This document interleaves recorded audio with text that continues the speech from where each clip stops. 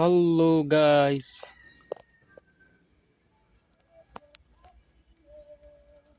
म तपाईहरुलाई आज एउटा भिडियो लिएर आएको छु तपाईहरुकोमा।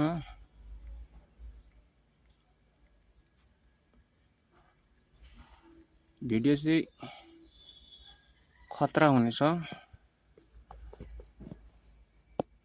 यो चाहिँ हेर्नुस्, एप्पल को प्लान्ट हो। ठुलो भइसकेको छ, ठुलो गमलामा ठुलो बोट भइसकेको छ। अब यहाँनिर छ एप्पल को अरु प्लान्टहरु। यो घाम ज्यादा भएर पत्ता यस्तो भएछ।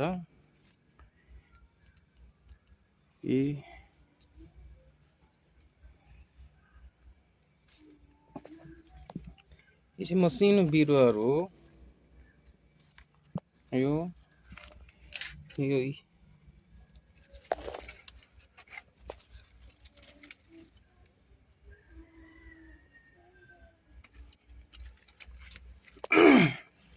खुबी चाहिँ के छ भन्दाखेरि,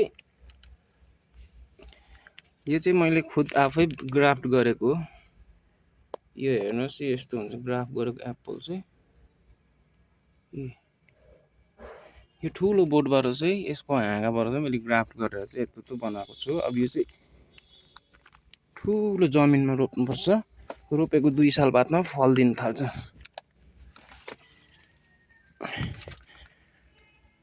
यो पनि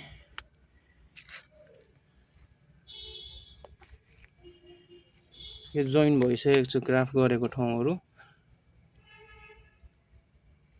यो ग्राफ्ट गर्ने एउटा टाइम हुन्छ, त्यो टाइममा चाहिँ गरे भने चाहिँ यसरी मज्जाले सरेर पनि फल्छ। यो चाहिँ खासमा तपाईको गरम क्षेत्रको एप्पल हो। यो हाम्रो यता पहाडी इलाकामा पनि हुन्छ। मेरो घर चाहिँ कालिम्पोङ हो।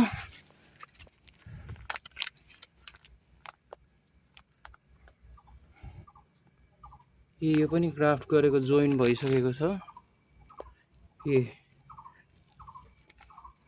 दामी छ। अब यो भोलिपछि म तपाईहरुलाई जमिनमा,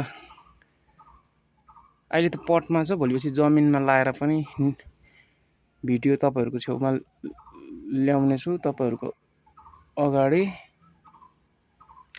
र अहिले यो सानै छ।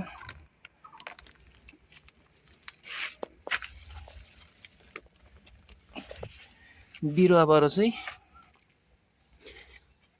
सिडलिङमा चाहिँ मैले ग्राफ्ट गरेको प्लान्ट। यो पनि त्यही हो।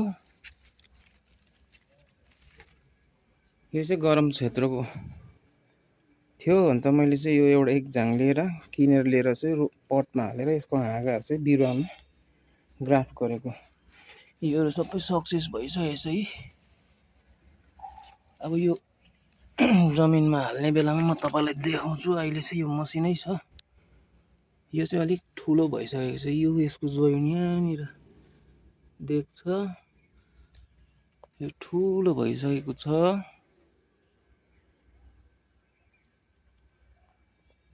र अर्को भिडियो फेरि यो हेर्नुस्, यो गमलामा रोपेको इस्कुस पनि कत्रो भइसकेको छ। यसको गमला चाहिँ म देखाउँछु।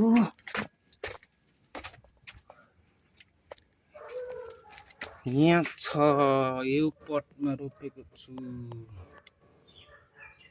यसरी गएको छ।